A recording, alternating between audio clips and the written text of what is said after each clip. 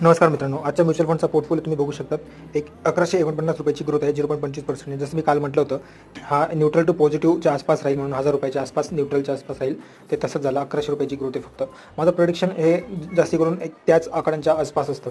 हे कसं असतं, का असतं, हेच मला तुम्हाला सांगायचं आहे की मार्केट सिच्युएशन कशी ओळखायची, की आता इन्व्हेस्टमेंट करायला पाहिजे की नाही पाहिजे, हे कसं ओळखायचं, हेच मला तुम्हाला सांगायचं आहे. तुम्ही मला मेसेज करा, कमेंट करा. कसं आहे, लाईक्स, कमेंट्स, मेसेज जर का जास्त आले ना, तर मग व्हिडिओ बनवायला पण मोटिवेशन येतं, है ना. त्याच्यामुळे मी तुम्हाला म्हणतो की लाईक्स करा. माझ्या मागच्या व्हिडिओ, लाईक म्युच्युअल फंडचा बॉटम कसा पकडायचा, त्या व्हिडिओमध्ये तुम्ही खूप व्ह्यूज खूप आलेले आहे, लाईक्स पण आहेत, सबस्क्रायबर पण त्याच्यात थोडेफार वाढलेले आहेत. बट मला कमेंटच नाही आलात. कमेंट यायला पाहिजे मित्रांनो, की कोणाकोणाला कोणत्या कोणत्या गोष्टीची गरज आहे.